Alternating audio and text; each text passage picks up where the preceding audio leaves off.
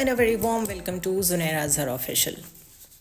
آج 261st corps commander conference ہوئی اور ISPR نے جو اس کے بعد پریس ریلیز جاری کی ہے اس میں یہ کہا گیا ہے کہ فوج الیکشنز میں الیکشن کمیشن کو مطلوبہ تعاون فراہم کرے گی. جو بھی ضروری تعاون ہے، جو بھی مطلوبہ تعاون ہے وہ سب پرووائڈ کیا جائے گا.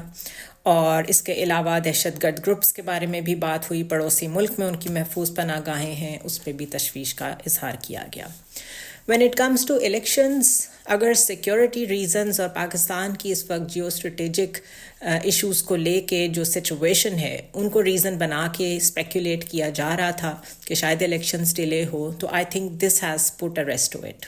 آخر خود کور کمانڈرز کانفرنس اور اس کے بعد اس کا اعلامیہ ایک بہت آفیشیل اسٹیٹمنٹ ہوتا ہے اور وہ ایک آفیشیل پالیسی ہوتی ہے پاک فوج کی. اس کے بعد یہ ایکسپیکٹ کرنا کہ اس میں کوئی ابہام رہ گیا ہے، یہ میرے خیال ہے بے وقوفی ہوگی. تاہم ہوا یہ ہے کہ جیسے ہی یہ اعلامیہ سامنے آیا ہے، یہ پریس ریلیز سامنے آئی ہے اور یہ انشور کرا دیا ہے فوج نے کہ الیکشنز ہوں گے، جو پولیٹیکل ایکٹرز ہیں جن کو اصل میں بہت خوش ہونا چاہیے تھا، بیکاز جتنی لیول پلینگ فیلڈ اس وقت ساری پولیٹیکل پارٹیز کے پاس ہے مائنس PTI، ان کو تو بڑا خوش ہونا چاہیے تھا کہ اگر کوئی چانس بھی تھا الیکشنز کے ڈیلے کا، اس سیٹ اپ کے کیری کرنے کا، اور نگران گورنمنٹ کی پالیسیز کو لے کے کوئی 2 سال کی بات کرتا تھا، کوئی 1 سال کی بات کرتا تھا، تو that has been put to rest. ایک تو اس میں یہ ایلیمنٹ ضرور یاد رکھیں کہ ہم IMF کے ساتھ ایک بائنڈنگ ایگریمنٹ میں ہیں، اور جو 9 months کا اسٹینڈ بائی ایگریمنٹ ہے وہ آپ کو 3rd tranche دے گا ہی تب جب آپ الیکشنز کرائیں گی اور ایک مینڈیٹ والی گورنمنٹ موجود ہوگی.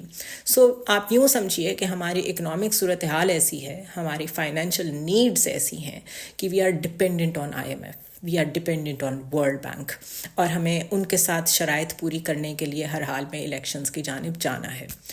اب اس ساری سچویشن میں سیکیورٹی ایشو کو اگر فوج ہینڈل کرنے کو تیار ہے تو فضل الرحمان اتنے پریشان کیوں ہیں، یہ سمجھ سے باہر ہے. ان کا آج کا پریسر، میرے خیال ہے وہ خالی پریسر کی ایک اسٹیٹمنٹ ہی اگر ڈسکس کی جائے تو اس کے اوپر تو کوئی JIT بننی چاہیے، کوئی فورم بننا چاہیے اور اس کے اوپر کویسچننگ ہونی چاہیے خود مولانا فضل الرحمان سے کہ کیا یہ اسٹیٹمنٹس وہ ایک ذمہ داری کے ساتھ دے رہے ہیں یا وہ یہ صرف ایک پولیٹیکل اسٹنٹ کر رہے ہیں.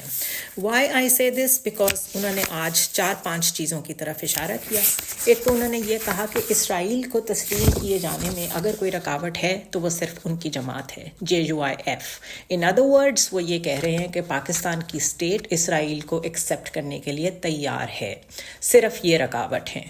انہوں نے کیٹیگوریکلی جو کہا کاکڑ صاحب نے کہ قائد اعظم اگر سمجھتے تھے کہ اسرائیل کو ایکسیپٹ نہیں کرنا چاہیے اور ہم آج اس کے اگینسٹ جاتے ہیں تو یہ کوئی کفر تو نہیں. انہوں نے آج اس کا ریبٹل دیا ہے.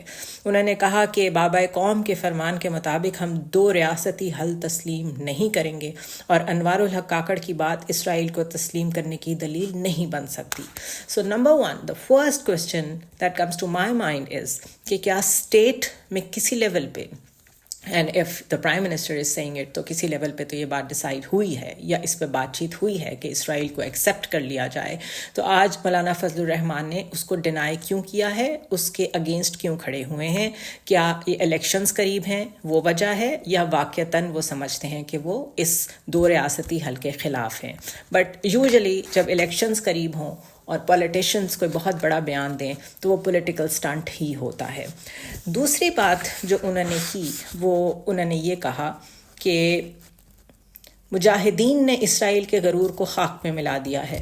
یہاں وہ حماس کی حمایت کر رہے ہیں، اور یہ یاد رکھیں کہ اس وقت پوری دنیا میں حماس کی مذمت سے بات شروع ہوتی ہے تو بات آگے چلتی ہے. اس کے بغیر مغربی دنیا یا جو جن ویسٹرن ورلڈ کا جن پاورز کا اس وقت دنیا پہ غلبہ ہے یا جو چیزیں کنٹرول کر رہے ہیں، who are calling the shots، وہ حماس کو ایک ٹیررسٹ آرگنائزیشن سمجھتے ہیں اور فضل الرحمان ان کو مجاہدین کہہ رہے ہیں. تو یہ بھی اٹ سیلف ایک بہت بڑا سٹانس ہے، اور اس پہ بالکل کلیئرٹی کے ساتھ اسٹیٹ آف پاکستان کو بھی سامنے آنا چاہیے، وزیر اعظم کو بھی سامنے آنا چاہیے کہ ان کا کیا سٹانس ہے۔ تو انہوں نے کہا مجاہدین نے اسرائیل کے غرور کو خاک میں ملا دیا ہے، اسرائیل جنگی جرائم کا مجرم ہے اور JUIF ہی رکاوٹ ہے اسرائیل کو تسلیم کیے جانے میں۔ اور یہ سب سے امپورٹنٹ سٹیٹمنٹ ہے، انہوں نے کہا اسرائیل کو تسلیم کرانے کے لیے پاکستان میں ایک حکومت قائم کرائی گئی۔ یہ وہ کس گورنمنٹ کی بات کر رہے ہیں کہ اس گورنمنٹ کا وجود ہی اس لیے لایا گیا، اس کو قائم کیا گیا تاکہ اسرائیل کا وجود وہ تسلیم کر لے۔ پاسٹ میں، نیئر پاسٹ میں صرف 2 گورنمنٹس آئی ہیں، ایک تو PDM گورنمنٹ آئی ہے اور ایک یہ نگران گورنمنٹ آئی ہے۔ اس سے پہلے تو یہ کانفلکٹ اتنا زیادہ واضح تھا ہی نہیں، اتنا زیادہ لائم لائٹ میں تھا ہی نہیں۔ تو somebody got to ask مولانا فضل الرحمان کہ کون سی گورنمنٹ قائم کی گئی تھی جس کا ایجنڈا یہ تھا کہ اسرائیل کو تسلیم کیا جائے۔ دوسری طرف وہ یہ کہتے ہیں کہ PTI کے ساتھ زیادتی نہیں ہو رہی۔ Now he comes to the internal politics. وہ کہہ رہے ہیں PTI کے ساتھ زیادتی نہیں ہو رہی بلکہ ان کو مزید ابھارا جا رہا ہے، ان کو ہم پہ مسلط کرنے کی سازش ہو رہی ہے۔ مزید ان کے الفاظ اگر میں آپ کے سامنے رکھوں تو انہوں نے کہا کہ ٹھنڈ اور بدامنی کی وجہ سے ووٹر نہیں نکل سکیں گے۔ اگر انتخابی مہم کے دوران ایک بھی کارکن کو کچھ ہوا تو ذمہ دار الیکشن کمیشن اور چیف جسٹس ہوں گے۔ اس کے علاوہ انہوں نے کہا کہ یہ جو ہمارے سر پہ مسلط کرنے کی کوشش کی جا رہی ہے PTI کو، اور ساتھ میں انہوں نے ریفر کرتے ہوئے پشاور ہائی کورٹ کی طرف کہا کہ وہ تو ہیں ہی ایک ایسی پارٹی جو کہ بائسڈ ہے، کیونکہ in chief justice Peshawar high court کا اشارہ کر کے وہ کہہ رہے تھے کہ ان کے کوئی کزنس ہیں جو PTI کی طرف سے الیکشنز لڑ رہے ہیں، تو انہوں نے ایک طریقے سے پشاور ہائی کورٹ پہ بھی حملہ کیا۔ مولانا صرف یہیں پہ نہیں رکے، اس کی کنٹینیوٹی دکھائی دی شہباز شریف کی پریس کانفرنس میں۔ انہوں نے کیا کہا؟ انہوں نے کہا کہ پشاور ہائی کورٹ کا فیصلہ الیکشن کمیشن کے اختیار پر حملے کے مترادف ہے۔ انہوں نے بھی وہی منترا ریوائز کیا جو میں ابھی آپ کے سامنے کہہ رہی ہوں۔ مولانا فضل الرحمان نے کہا ترازو کو لاڈلے کی جانب جھکایا جا رہا ہے۔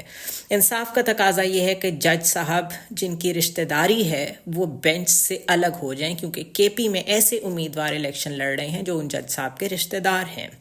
پشاور ہائی کورٹ KP کی عدالت ہے، کیسے ملک بھر کے معاملے کا فیصلہ کر سکتی ہے؟ ساتھ ساتھ انہوں نے کہا ایسے فیصلے جہاں سے طرفداری کی بو آتی ہے نہیں ہونا چاہیے، اور ساتھ انہوں نے کہا لاڈلا وہ ہے جسے عدالت میں گڈ ٹو سی یو کہا جاتا ہے۔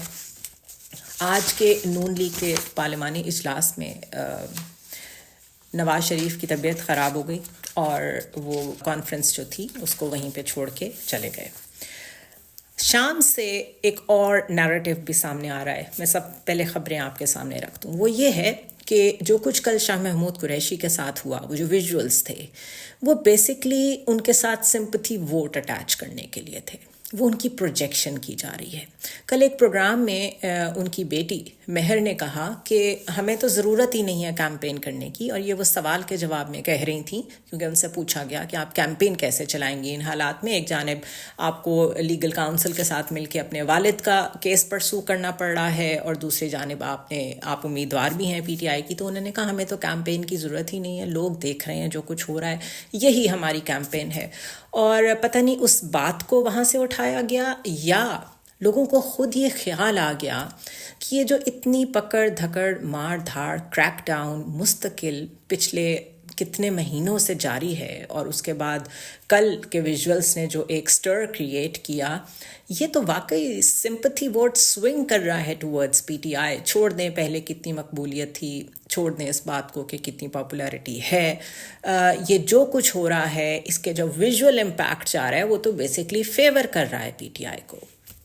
Now the thing is, somebody got to ask this to these people کہ کیا آپ چاہتے ہیں کہ جو کریک ڈاؤن ہو رہا ہے، جو لوگوں کے گھروں میں پولیس کر رہی ہے، اس کو بالکل بلیک آؤٹ کر دیا جائے؟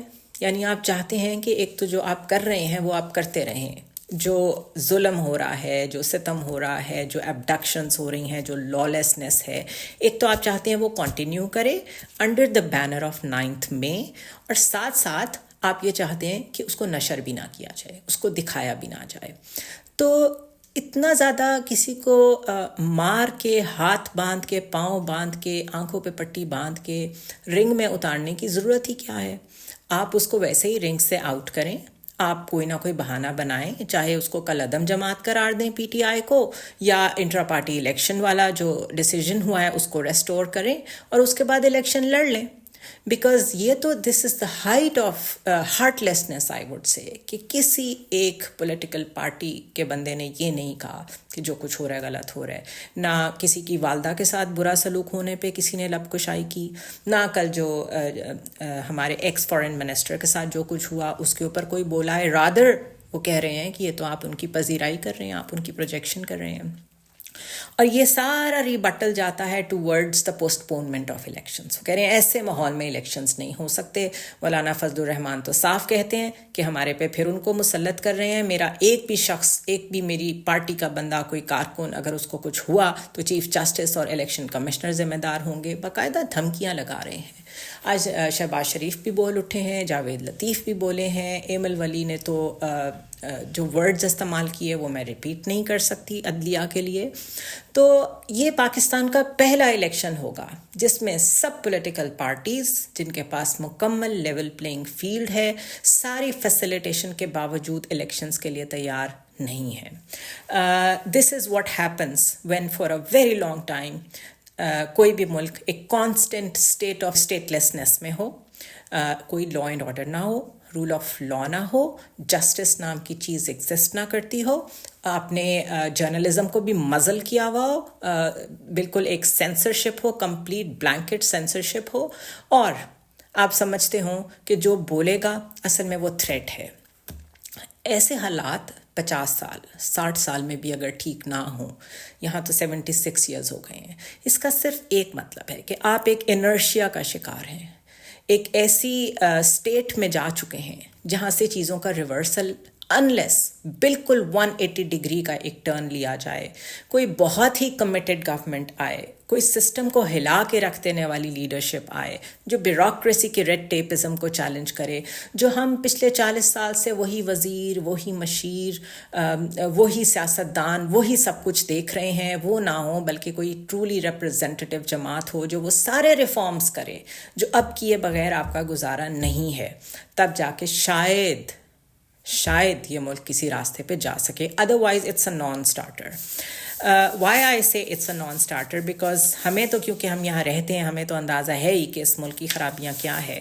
جب آپ کو وہ ادارے جو آپ کو قرض دے کے شاید تھک گئے ہیں، وہ بھی سمجھ گئے ہیں کہ آپ قرض لے کے بوروئنگ کر کے پیسے کہاں لگاتے ہیں، کس طرح کی کرپشن ہوتی ہے یہاں پہ.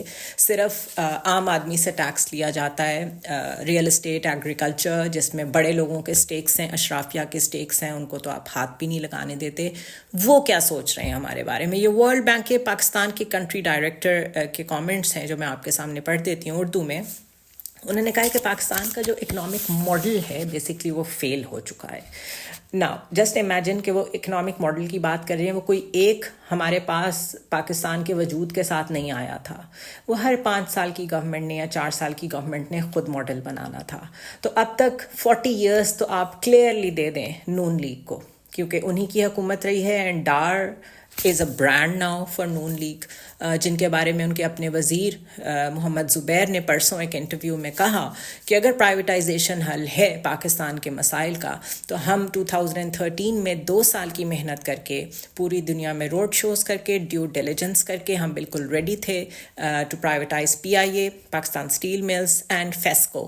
اور فیسکو فیصل آباد کی جو ڈسکو کمپنی ہے، ڈسٹریبیوشن کمپنی ہے، اس سے آغاز انہوں نے اس لیے کیا تھا کہ یہ ایک اچھا پریسیڈنٹ سیٹ کر دے گی باقی ڈسکو کمپنیز کے لیے.